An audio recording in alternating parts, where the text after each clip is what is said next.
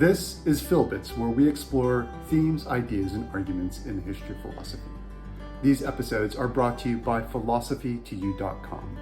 My name is Dr. Todd Mei, and in this episode, we'll be exploring the essentials of John Stuart Mill's moral theory of utilitarianism. If you haven't done so, you might want to check out the video prior to this one, which talks about normative ethics. It's an introduction and primer to understanding the basics of what goes into moral theory. If you like this episode or have liked past Philbit talks, please take the time to rate, review, and subscribe. I also host a public philosophy podcast called Living Philosophy. I discuss a range of topics with guests, including important philosophical ideas, life lessons, and even practical advice. Past guests include not just philosophers, but musicians, activists, athletes, and even a former professional gambler. You can find Living Philosophy on any major streaming site. Here's an outline for this episode's talk.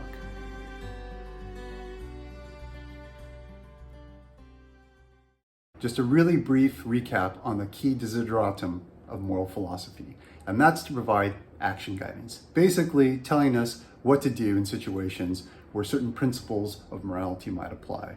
Now, it might be in the version of a calculus, it might be in the version of presenting principles or rules, and today when looking at John Stuart Mill's theory of utilitarianism, we're going to see that he does provide a kind of general calculus, but also likes to take into consideration what he thinks are basic natural facts of our psychology and nature of being human. Two general things to consider about utilitarianism. First, utility is the key word in utilitarianism, and utility generally refers to what is useful or beneficial for an individual. And John Stuart Mill will talk specifically about happiness that accrues from certain actions and their effects. The other thing to consider is that utilitarianism is a form of consequentialism. That is, a moral theory which tries to measure the rightness of an action in terms of the effects it has on individuals. So utilitarianism is essentially concerned about the effects of our actions and how they promote or do not promote happiness or benevolence or some kind of advantage for individuals. Now, John Stuart Mill's form of utilitarianism is not the first, but it's one of the most important historical texts that we have. He's responding in part to Jeremy Bentham's form of utilitarianism, which wants to measure the quantity of happiness and pleasure we get from actions. And that's all that really matters for Jeremy Bentham. But John Stuart Mill wants to introduce, as we'll see, a distinction between certain kinds of pleasures we experience. And he wants to say that quantity is not the only thing. We experience lower pleasures that are closer to what animals might experience, and there are higher pleasures. And it's the higher pleasures that are most beneficial to individuals as well as to society as a whole. And those are the things that we ought to promote through our actions and their effects. Let's have a look at one of the key principles of utilitarianism, and that is the principle of utility. Mill writes, "Actions are right in proportion as they tend to promote happiness, wrong as they tend to produce the reverse of happiness. By happiness is intended pleasure and the absence of pain. By unhappiness, pain and the privation of pleasure." One of the problems that Mill faces and that he tries to address in his essay on utilitarianism is what this natural inclination to happiness is. And the stronger criticism that Mill faces is whether or not we actually do naturally desire happiness. So let's look at one of the first problems that Mill encounters when trying to offer a proof of utilitarianism, and that's often referred to as the naturalistic fallacy. Something to be aware of is the fact that there are many different versions or renditions of the naturalistic fallacy, and some of you may be aware of G.E. Moore's famous account of the naturalistic fallacy, which in this case can be made to apply to Mill's account of the proof of utilitarianism. But to keep things simple and hopefully clear, it's worth thinking about the naturalistic fallacy in very basic terms. So in general, the naturalistic fallacy is confusing things that are considered to be naturally factual or matters of fact with things that have to do with our own cognitive, psychological, and emotional capacities to desire and evaluate something. So things that we want or desire or that we ought to have are things that are considered matters of value. And what happens with the naturalistic fallacy is there tends to be a conflation or confusion between things that are matters of fact and matters of value. And in this case, It's the allegation that Mill takes something that he thinks is a fact, which is actually a matter of value. So let's have a closer look at the passage in which the so-called naturalistic fallacy occurs. Mill writes, "The only proof capable of being given that an object is visible is that people actually see it. The only proof that a sound is audible is that people actually hear it, and so of the other sources of our experience. In like manner, the sole evidence it is possible to produce that anything is desirable is that people do actually desire it." You might notice in the passage that right away Mill begins describing two matters of fact, things that relate to our biological natural existence. He talks about sight and hearing, and that there is actually no way of proving that sight and hearing operate except by referring to or citing how people see things and how people hear things. And then he moves in the last part of the passage to make an analogy to our capacity to desire. The sole evidence it is possible to produce that anything is desirable is that people do actually desire it. So on one level, what Mill seems to be saying is that desire is a matter of fact. It's a matter of our biological natural existence. And we can probably go along with that. We simply desire. But for Mill, it's not that we desire that's a matter of our natural and psychological being or a matter of fact, but also that we desire happiness. So we have, on the one hand, the capacity to desire, and then we have many ends of these desires, not just happiness. But Mill wants to say it's natural that we as human beings desire happiness, and this crosses a bridge too far, as it were. This confuses matters of fact with matters of value. Fine to say that we desire, but then to say that we desire happiness introduces something that isn't natural to our capacity. So critics want to argue that desiring happiness is a matter of value, that we make evaluations in order to arrive at the idea that we ought to desire happiness. What's at stake in this controversy about Mill's naturalistic fallacy is whether or not we actually think happiness is a natural component of our natural and psychological being. In looking at animals and beasts, as it were, one can say that there is no concept of happiness, and so we can exclude this notion of happiness from an account of what human being is. But there's a lot of psychological literature which would argue that, cognitively speaking, we do have these ways of relating to reality in which happiness is central. And certainly philosophers prior to John Stuart Mill will talk about how we desire truth and whether or not this is something that we're naturally inclined to. Whatever the case might be, we can assume for the sake of argument that perhaps Mill is right. And Mill certainly believes it is a natural psychological fact that we desire happiness, and he says so at many points in the essay on utilitarianism. But even if we do grant that, it becomes problematic as to whether or not what we refer to happiness is what everyone thinks what happiness is. Each person or individual might have a very different conception of what happiness is. And so we enter the second problem that Mill needs to confront with his utilitarianism, and that's often referred to as the problem of interpersonal comparison about the understanding and conception of happiness. So how does Mill address the problem of interpersonal comparison? The first thing to note is that Mill is an empiricist, so he's not going to offer some kind of grand definition of happiness or grand definition of pleasure, the things that go to promoting our happiness. He wants to say if we just simply look at how humans interact and act in their daily lives, you will see that they seek pleasure in order to arrive at some kind of sense of happiness, and that they will avoid things that are unpleasant. And that's all you really need to observe about humans and to understand how happiness is something that they desire through the fulfillment of pleasure and the avoidance of pain or things that are unpleasant. The second thing to note about Mill is that, as I mentioned in relation to Jeremy Bentham, he wants to make a distinction about the pleasures we experience. On the one hand, there are lower pleasures, which are equivalent to animal appetites, like the desire for food, the desire for lust, desire for some kind of sensual gratification. And then on the other hand, there are the higher pleasures, which often involve instances of what we would call today culture. So reading texts within a certain historical canon, like the history of philosophy, or reading a Shakespeare play, or going out to a concert to experience some kind of elevated form of music. I don't think that Mill would grant that rock and roll constituted an experience of higher pleasure, but let's leave that issue to the side. And Mill wants to say that the experience of one higher pleasure is of higher quality than the experience of any kind of lower pleasures. So arguably, you could take a lot of lower pleasures, but they certainly wouldn't add up in quality to the experience of one higher pleasure, like going to see a Shakespeare play. And there's other things that you can think about in relation to Mill's distinction. And the one thing that comes across quite strongly in the essay on utilitarianism is that the higher pleasures not only involve a form of edification, education, but they also promote that. And Mill was quite liberal about this idea of education and cultivation. He thinks it was something that should be universally accessible for all citizens within a society.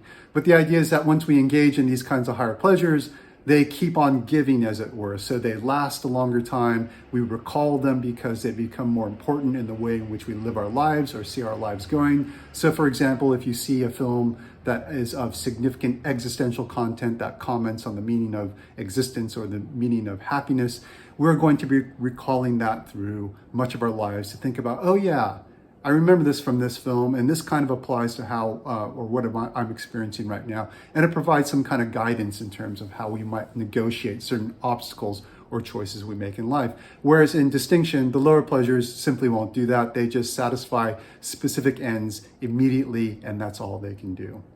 So let's look at what Mill says about pleasures and those who know about the difference between higher and lower pleasures. On higher pleasures, Mill writes, few human creatures would consent to be changed into any of the lower animals for a promise of the fullest allowance of a beast's pleasure. So Mill is making a very interesting distinction here. He's not trying to say we shouldn't experience lower pleasures or that we should get rid of lower pleasures altogether. What he is saying is that we experience both in our life, but someone who is educated in and cultivated with higher pleasures is never going to give up those higher pleasures just to solely experience lower pleasures. There may be a balance of the experience of the two, but there's certainly going to be a drive to promote the experience of those higher pleasures, not only individually, but as we'll see in relation to his theory of utilitarianism, to promote those higher pleasures for the rest of society or for the aggregate or the general happiness. So it's often crucial to recall what Mill is thinking about here. He thinks to be human is always to gravitate individually and collectively towards these higher pleasures. And he has that famous quote that it's better to be a human dissatisfied, that is always trying to pursue these higher pleasures that are more difficult to obtain, rather than being a pig dissatisfied or a beastly animal simply content and I guess you could say ignorant with the experience of the lower pleasures on a consistent and constant basis. So Mill wants to say that someone educated in the experience of both lower and higher pleasures will be able to make a discriminating judgment as to how and why the higher pleasures are of more value. It may be questioned whether anyone who has remained equally susceptible to both classes of pleasures, lower and higher, ever knowingly and commonly preferred the lower. The judgment of those who are qualified by knowledge of both pleasures, or if the judges differ, that of the majority among them, must be admitted as final.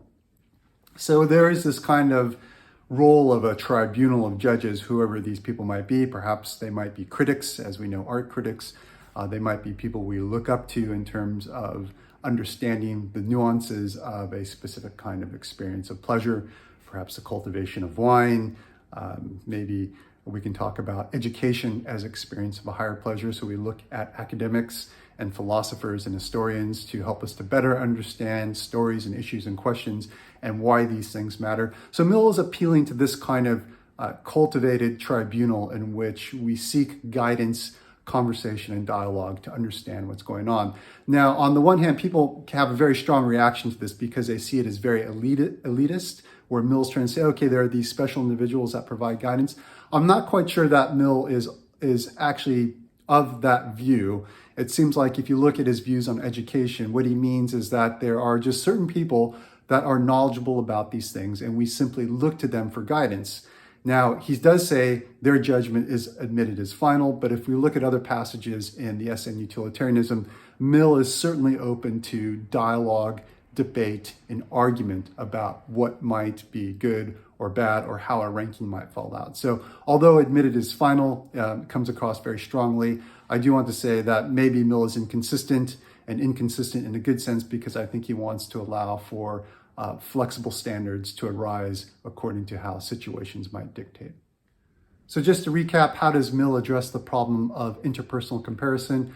Well, we saw that he was an empiricist, and he believes that on the one hand, if you just observe people in their daily habits and behaviors and interactions, you will see that they not only seek happiness, but that they experience different kinds of pleasures in terms of lower and higher pleasures. And that roughly and generally speaking, we'll see a consistency of behavior across the aggregate of people or across society. And then on the other hand, where things get a little sticky, messy, or vague, that people who understand the differences between higher and lower pleasures, who have experienced the range of higher and lower pleasures, will be able to give a convincing, reasonable account of why certain pleasures are better than others.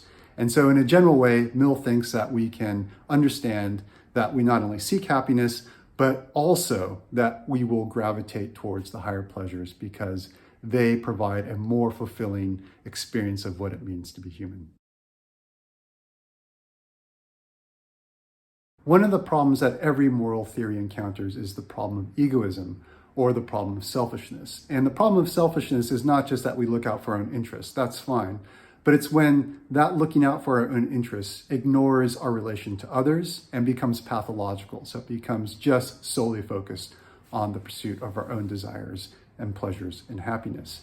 And Mill, of course, is very much aware of this because, well, the principle of utility says that we naturally seek our own happiness, or to fulfill our happiness by pursuing those things that make for pleasurable experiences and avoiding things that make for painful experiences. So we have the principle of utility on the one hand, and what a lot of commentators miss is that there's a twin principle to the principle of utility that helps balance it, and I like to call this principle the principle of unity. So let's have a look at that. Mill writes, if there were not, in short, a natural basis of sentiment for utilitarian morality, it might well happen that this association might be analyzed away. But there is this basis of powerful natural sentiment, and that it is which, when once the general happiness is recognized as the ethical standard, will constitute the strength of utilitarian morality. This firm foundation is that of the social feelings of mankind, the desire to be in unity with our fellow human creatures. So here we have Mill appealing to another natural psychological fact of what it means to be human, that there is this natural inclination or moral sentiment to be in unison or unity with our fellow human beings. And the example I often like to talk about with my students is their own experience of first going to university, where more than likely they didn't come with a lot of friends, they came by themselves, and they're left in this situation where they are in a new place, in a new setting, and a new phase of their existence. And what do they naturally seek? Well, they naturally seek friends or a community or society in which they have a lot of common interests between members of that society. And so there's an example, an empirical example, Mill would say, because we can observe it. You put strangers in a setting and they will gravitate to trying to find connections and to have some kind of unity amongst them, whether it be superficial in terms of just getting to know someone or more substantial in finding substantial common interests and likes and experiences of higher pleasures, I guess you could say. So I find someone who likes to go to the theater or likes to go to the concert to listen to certain kinds of music. But Mill makes some statements about how he wants to use this principle of unity in combating the problem of simply reducing our pursuit of happiness to our own individual desires. He wants to say or make the argument that this principle of unity operates in such a way that we not, because we want to be in unison or unity with our fellow human beings, we won't only want to seek our own personal satisfaction or desires, but we will look out for other people. In fact, we will want to promote the general happiness so that society as a whole is better off or is flourishing. So let's look at the passage where Mill often gets criticism for not really addressing how we can move from individual desire to the desire for the general happiness. In the passage we're about to look at, Mill is often criticized for committing an informal logical fallacy that's called the fallacy of composition. The fallacy of composition is assuming something to be true of a whole simply because it is true about the parts or some part of that whole. Each person, so far as he believes it to be attainable, desires his own happiness. Each person's happiness is a good to that person, and the general happiness, therefore, a good to the aggregate of all persons. The fallacy of composition seems to apply in this case because Mill makes an analogy between the individual and the whole of individuals, or what he calls the aggregate. So each person recognizes that their own happiness is a good. And if we take all those individuals and put them together, we get society, or an aggregate, or the general aggregate, whatever you want to call it. And that general aggregate will therefore also desire its own happiness, because the happiness of the aggregate is a good. So is it true that because individuals desire happiness, that if you put a lot of individuals together, whatever that we call that, the aggregate will desire the aggregate's happiness? There are a lot of problems with this observation, or the way that Mill puts it. And one that stands out is, can you actually say that a collection of people, if we call them an aggregate, actually have their own kind of agency, an aggregate agency and an aggregate psychology or cognitive capacity, where the aggregate desires its own aggregate happiness? I think you can say if you put a lot of people together, they'll all be expressing their own individual views, and they might say that, well, it's good for the general public or general society if we do it this way. But of course, that's a lot of individuals coming together to vote and make that decision. It's by no means this thing or entity, the aggregate, that has somehow its own manner of existence and being that decides it. So there are a lot of problems and problems of clarity and vagueness with what Mill is saying. But if we want to be charitable to what Mill is saying, there's another way in which we might parse what he's trying to argue. And we have to therefore bear in mind not only the principle of utility, which operates at the individual level, but the principle of unity, which operates at the collective or aggregate level. If we apply the principle of unity to the passage we just looked at, we could arguably make a case that the individual good is something that each individual recognizes, or the individual good in terms of the fulfillment of their own pleasures, that individual happiness is the individual good. But because we introduce the principle of unity, we'll start to see that there are other individuals who have their own desires and want to experience their own pleasures, etc., etc. And that because we want to be in unison with our fellow human being, we're going to be other regarding. We're going to take their welfare into account in our own pursuits of desire and happiness. And that we find if we want to get along more broadly across society, we're not only going to be pursuing our own interests as well as interests of those individuals close to us, but we're going to take into account all individuals within our society, and we're going to try to promote the happiness of those individuals, and we can therefore call that the general happiness. So we will pursue our own individual desires in view of what makes the general public or population happy. And so those are two things that individuals will have to balance. I may want to go to the theater or a concert, but does that disadvantage or come into conflict with the promotion of a general happiness? By way of conclusion, let's just recap the essential points I've tried to cover. One, of course, is the principle of utility, in which Mill tries to argue that on an empirical basis, we can see that each individual desires his or her own happiness, and that there's the twin principle of the principle of unity, which prevents the principle of utility from simply becoming a pursuit of our own individual happiness with the principle of unity, because we have a natural psychological inclination to be in unison with our fellow human being. We will not only pursue our own interests, but the interests of others, and will try to promote the general happiness. And whether or not you think Mill falls prey to the naturalistic fallacy or the fallacy of composition is, of course, up to you to decide. I hope you've enjoyed this very short account of Mill's theory of utilitarianism. And if you've liked this video, again, please do take the time to rate, review, and subscribe. And please don't forget to check out my own podcast on living philosophy, which you can find on Stitcher, Spotify, and Apple Podcasts. And I look forward to seeing you next time when we discuss Kant's moral theory that's often referred to as deontology.